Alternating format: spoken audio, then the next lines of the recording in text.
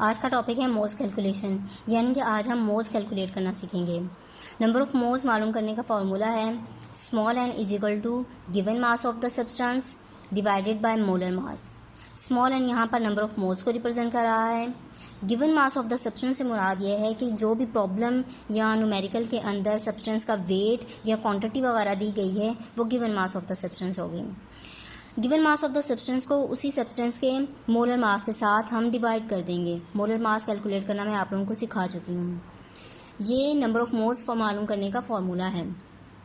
अब चलते हैं हम प्रॉब्लम की तरफ कि किस तरह से नंबर ऑफ मोल को कैलकुलेट किया जाता है। तो फर्स्ट प्रॉब्लम है हमारे पास, calculate the number of moles in 50 gram of O2। Problem पढ़ने के बाद हम केयरफुली इस प्रॉब्लम के अंदर से जो इन्फॉर्मेशन मिल रही है उसे एक्सट्रैक्ट कर लेंगे। अब इस प्रॉब्लम को पढ़ने के बाद हम देखेंगे कि इसमें हमें कौन कौन सी इन्फॉर्मेशन मिल रही है। वो तमाम इन्फॉर्मेशन हम डाटा में लिख देंगे। डाटा की हेडिंग दी। डाटा की हेडिंग देने के बाद अब हम इन्फॉर्मेशन लिखना स्टार्ट करते हैं। सबसे पहले calculate the number of moles in 50 gram of O2। Compound कौन सा है हमारे पास? O2 यानी कि ऑक्सीजन का मॉलिक्यूल। तो हमें calculate the number of moles, किसके नंबर ऑफ मोल्स मालूम करने हैं? इसी कंपाउंड के यानी कि O2 के। तो हम यहाँ पर लिख देते हैं number of moles of O2 calculate करने हैं, हमें नहीं मालूम तो हम यहाँ पर क्वेश्चन मार्क दे देते हैं। उसके बाद इन 50 ग्राम, जहाँ पर भी ग्राम का वर्ड आगे इट्स मीन कि वो मास है। अब हमें ये मास इस न्यूमेरिकल के अंदर गिवन है, इट्स मीन कि ये गिवन मास है 50 ग्राम ऑफ O2, यानी कि हमें गिवन मास ऑफ O2 कितना मिल गया है। हम यहाँ पर लिख देते हैं given mass of O2 is equal to 50 gram. Unit लाजमी मेंशन करेंगे। जब गिवन मास हमें मालूम है, यानी कि किसी भी सब्सटेंस का मास हमें न्यूमेरिकल के अंदर दे दिया गया है, तो मोलर मास हम खुद से कैलकुलेट कर सकते हैं। ज़्यादातर प्रॉब्लम्स के अंदर मोलर मास खुद कैलकुलेट करना होता है। अगर आपको एटम्स के एटॉमिक मासेस याद हैं तो आप इजीली किसी भी कंपाउंड का मोलर मास कैलकुलेट कर सकते हैं। अदरवाइज़ आप पीरियोडिक टेबल की हेल्प ले सकते हैं। गिवन मास हमें मालूम इस न्यूमेरिकल के अंदर, तो हमें मोलर मास खुद कैलकुलेट करना है। हम मोलर मास कैलकुलेट करेंगे। दोबारा से बता देते हैं किस तरह से मोलर मास कैलकुलेट करते हैं। Molar mass of O2, compound हमारे पास O2 है।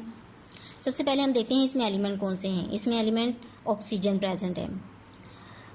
ऑक्सीजन प्रेजेंट है। इसके बाद अब हम देखेंगे इस मॉलिक्यूल के अंदर total number of oxygen atoms कितने हैं। यहाँ पे ऑक्सीजन के साथ 2 लगा हुआ है, इट्स मीन कि यहाँ पे टोटल 2 ऑक्सीजन के एटम हैं। तो हमने 2 मल्टीप्लाई ऑक्सीजन के एटॉमिक मास के साथ इसको मल्टीप्लाई करेंगे। ऑक्सीजन का एटॉमिक मास होता है 16 ग्राम। 16 2 ज़ा 32 ग्राम। ये हमारे पास मोलर मास आ गया। डाटा कंप्लीट करने के बाद अब हम सेकेंड हेडिंग देते हैं फॉर्मूला की। फॉर्मूला वही जो मैंने ऊपर मेंशन किया था, n is equal to given mass of the substance divided by molar mass. Formula की हेडिंग देने के बाद अब हम सोल्यूशन की तरफ आएंगे। चाहे तो आप फॉर्मूला को दोबारा भी लिख सकते हैं, लेकिन हम डायरेक्टली स्टार्ट कर लेते हैं। सबसे पहले नंबर ऑफ मोल्स हमें कैलकुलेट करने हैं, तो हमने एज इट इज़ इसको लिख दिया। Given mass of the substance, इस डाटा के अंदर देखें given mass of the substance, यानी कि सब्सटेंस तो हमारे पास O2 था, इसका गिवन मास कितना था? 50 ग्राम। हमने यहाँ पे लिख दिया 50 ग्राम। डिवाइड कर देंगे अब इसी कंपाउंड के मोलर मास के साथ। तो ऑक्सीजन का मोलर मास ऑफ ऑक्सीजन कितना आया था? 32 ग्राम। 32 ग्राम पर मोल। मोलर मास को हम ग्राम पर मोल में शो करते हैं। यहाँ पर भी लिख देती हूँ। ठीक। अब हम 50 डिवाइडेड बाय 32, जो आंसर आएगा हम लिख देंगे यहाँ पर। आंसर हमारे पास आ रहा है यहाँ पे 1.562। अब हम इसके साथ यूनिट लगाएंगे, तो वो किस तरह से लगाएंगे? जिस तरह से हमने इन दोनों को डिवाइड किया है, सेम इसी तरह यूनिट्स को डिवाइड करेंगे। ग्राम और ग्राम दोनों एक दूसरे के साथ कैंसिल आउट हो रहे हैं, हमने इन दोनों को कैंसिल आउट कर दिया। रिमेनिंग यूनिट हमारे पास क्या बच गया? मोल। हम इसके साथ मोल लगा देंगे। किस चीज़ के मोल आए हैं? कौन सा कंपाउंड था हमारे पास? O2, moles of O2। तो ये हमारे पास आंसर आ गया, यानी कि जो हमारे पास प्रॉब्लम थी कि calculate the number of moles in 50 gram O2, तो हमारे पास ये इसका आंसर आ गया। अब हम सेकंड प्रॉब्लम की तरफ जाते हैं। सेकंड प्रॉब्लम है calculate the number of moles in 10 gram of NaCl। इस प्रॉब्लम को पढ़ने के बाद जो हमें इन्फॉर्मेशन इस प्रॉब्लम से मिल रही है हम उसे डाटा में लिख देते हैं। फर्स्ट ऑफ ऑल डाटा में हमें क्या चीज़ मिल रही है, calculate the number of moles. हमें नंबर ऑफ मोल्स कैलकुलेट करने हैं किस कंपाउंड के, NaCl के। तो हम यहाँ पे लिख देते हैं number of moles small n, इसका सिंबल भी लिख देते हैं NaCl is equal to question mark, क्योंकि हमें ये कैलकुलेट करने हैं। उसके बाद इन 10 ग्राम्स, मैंने दोबारा पहले भी बताया था, आप लोगों को दोबारा बता रही हूँ कि ग्राम जहाँ पर भी वर्ड यूज़ हो रहा है इट्स मीन के वो मास है। ये मास हमें न्यूमेरिकल के अंदर दिया गया है, इट्स मीन के गिवन मास है। गिवन मास ऑफ NaCl हमने यहाँ पे लिख दिया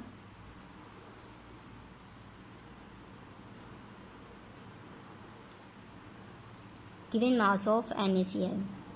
कितना मास था हमारे पास NaCl का, 10 ग्राम।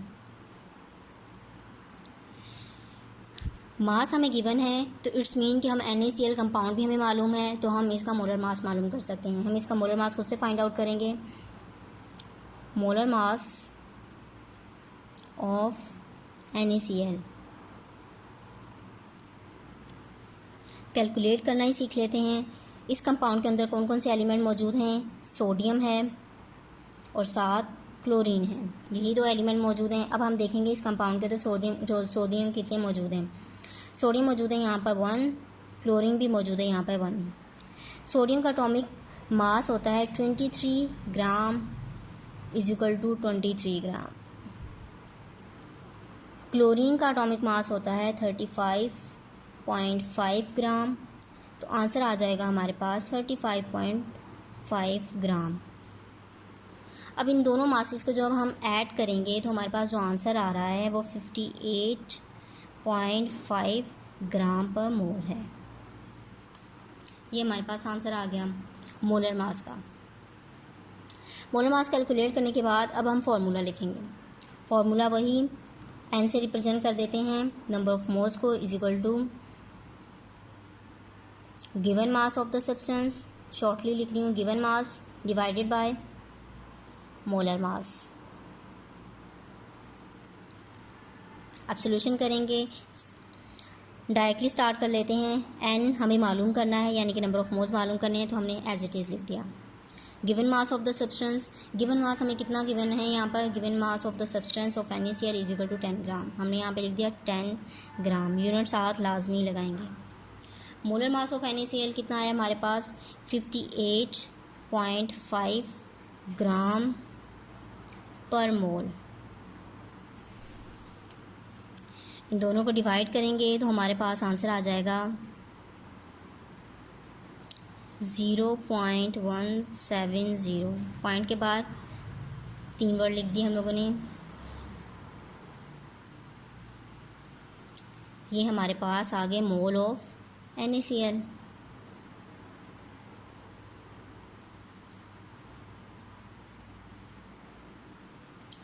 यानी कि मोल्स कैलकुलेट करने के लिए सिर्फ हमें 2 चीज़ें रिक्वायर हैं, एक गिवन मास और दूसरा मोलर मास। गिवन मास हमें न्यूमेरिकल के अंदर से भी मिल जाएगा और मोलर मास समटाइम दिया जाता है, ज़्यादातर हमें मोलर मास खुद कैलकुलेट करना पड़ता है। इन दोनों को हमने डिवाइड कर दिया तो हमारे पास आंसर आ गया। उस आंसर के साथ हम यूनिट लगाएंगे। यूनिट किस तरह से मैंने लगाया कि यहाँ पर ऊपर ग्राम है और नीचे जो 58.5 लिखा है इसके साथ ग्राम पर मोल है, तो हम एक जैसे यूनिट को कैंसिल आउट कर देते हैं। दोनों कैंसिल आउट हो रहे हैं ऊपर और नीचे, ग्राम से कैंसिल आउट हो गए, रिमेनिंग यूनिट हमारे पास मोल बच गया, हमने मोल लगा दिया। अब इसी फार्मूला को यूज़ करते हुए हम मास भी कैलकुलेट कर सकते हैं। यानी कि ये तो नंबर ऑफ़ मोल्स कैलकुलेट करने का फार्मूला था जिसमें हमें गिवन मास और मोलर मास मालूम थे, तो हमने इन दोनों को डिवाइड करके लिख दिया, हमारे पास नंबर ऑफ़ मोल्स आ गए। अगर इन केस हमें नंबर ऑफ़ मोल्स दिए गए हैं और मोलर मास मालूम है तो उस सूरत में हम गिवन मास कैसे फाइंड आउट कर सकते हैं। हम ये अब देखते हैं कि इसी फार्मूला को यूज़ करते हुए हम किसी भी कंपाउंड का मास कैसे मालूम कर सकते हैं। प्रॉब्लम है हमारे पास, calculate the mass of H2O in 5 moles of water. अब हमें इस प्रॉब्लम को पढ़ने पे पता चल रहा है कि हमें इसमें कैलकुलेट द मास कैलकुलेट करना है किस कंपाउंड का, वाटर का, और कितने मोल्स में, 5 मोल्स में। हम इसका डेटा बनाना स्टार्ट करते हैं। सबसे पहले हमें डेटा में कैलकुलेट द मास यानी कि हमें मास मालूम करना है। हम यहाँ पे लिख देते हैं मास ऑफ H2O फाइंड आउट करना है क्वेश्चन मार्क। अब उसके बाद मास कैलकुलेट करना है। तो मैंने आप लोगों को बताया था कि हम मोलर मास खुद फाइंड आउट करेंगे। जब मास की बात हो गई है, चाहे वो गिवन मास हमें दिया गया है या नहीं दिया गया, हमें मोलर मास खुद से कैलकुलेट करना है। अब हमें इसका मोलर मास मालूम कर लेते हैं। Molar mass of H2O is equal to, वही मेथड है यूज़ करने मोलर मास कैलकुलेट करने का। सबसे पहले हमने एलिमेंट्स देख लिए, कौन कौन से एलिमेंट है, हाइड्रोजन है और ऑक्सीजन है। अब हाइड्रोजन की बात कर लेते हैं। तो इस फार्मूला के अंदर टोटल नंबर ऑफ हाइड्रोजन कितने हैं, 2। इस 2 को मल्टीप्लाई कर देंगे इसके एटॉमिक मास के साथ। हाइड्रोजन का एटॉमिक मास होता है 1। हमारे पास आंसर आ गया 2 1 जा 2 ग्राम।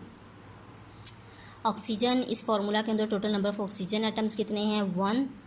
इसको मल्टीप्लाई करेंगे ऑक्सीजन के एटॉमिक मास के साथ, जो कि है 16 1 जा 16 ग्राम।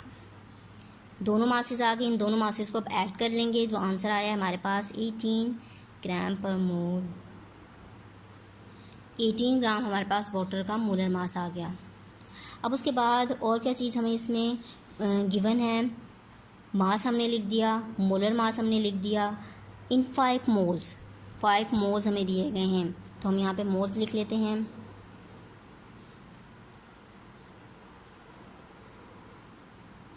इसका सिंबल शो कर दिया। कितने हैं, 5 मोल्स।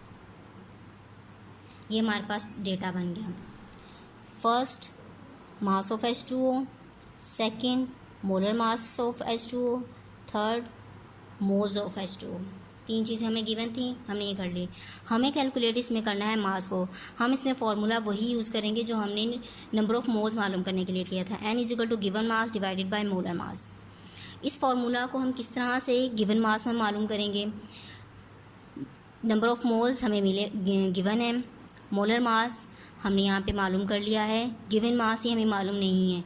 तो हमें इससे किस तरह से मालूम कर सकते हैं, ये जो मोलर मास है ये गिवन मास के साथ डिवाइड हो रहा है। जब ये मोलर मास इस तरफ आ जाएगा इज इक्वल टू के दूसरी साइड पर आ जाएगा, तो यहाँ पर ये मल्टीप्लाई हो जाएगा। तो रिमेनिंग हमारे पास क्या बच जाएगा, गिवन मास। हम फार्मूला लिख लेते हैं N। उसके बाद ये मोलर मास और गिवन मास दोनों आपस में डिवाइड हो रहे हैं। इस मोलर मास को इस तरफ लेकर आए तो अब ये मल्टीप्लाई हो गया। Molar mass is equal to remaining हमारे पास क्या रह गया, गिवन मास।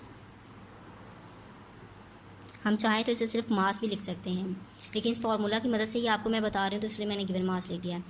इस तरह से अब हम इसे दूसरी साइड पर लिख लेते हैं।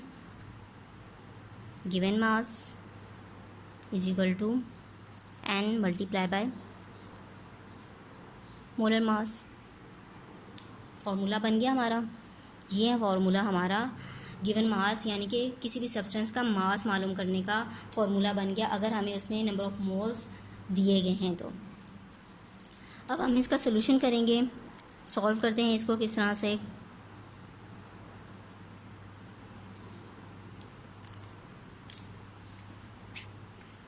फार्मूला है हमारे पास गिवन मास। मैं दोबारा यहाँ पर फार्मूला इसलिए लिख रही हूँ ताकि याद रह जाए, मोलर मास। गिवन मास हमें मालूम करना है, एज इट इज़ लिख देते हैं। नंबर ऑफ मोल्स कितने गिवन है, यहाँ पर मोल्स हमें दिए गए हैं 5 मोल्स मल्टीप्लाई मोलर मास कितना हमें दिया गया है, हमने कैलकुलेट किया था, आया था हमारे पास 18 ग्राम पर मोल इज इक्वल टू 5 और 18 मल्टीप्लाई करें तो आंसर आता है हमारे पास 90। यूनिट क्या लगाएंगे, मोल्स और मोल्स एक दूसरे से कैंसिल आउट हो रहे हैं, रिमेनिंग हमारे पास रह गया ग्राम। गिवन मास आ गया हमारे पास 90 ग्राम। तो इस तरह से, और ये 90 ग्राम किस कंपाउंड में आए हैं, H2O में। तो आपने देखा कि हम किस तरह से मोल का फॉर्मूला यूज़ करते हुए किसी भी कंपाउंड का मास भी मालूम कर सकते हैं जब हमें मोल्स गिवन हों। आई होप आप लोगों को यहाँ पर नंबर ऑफ़ मोल्स कैलकुलेट करना आ गए होंगे और इसी फार्मूला को यूज़ करते हुए आपको मास कैलकुलेट करना आ गया होगा। Thank you.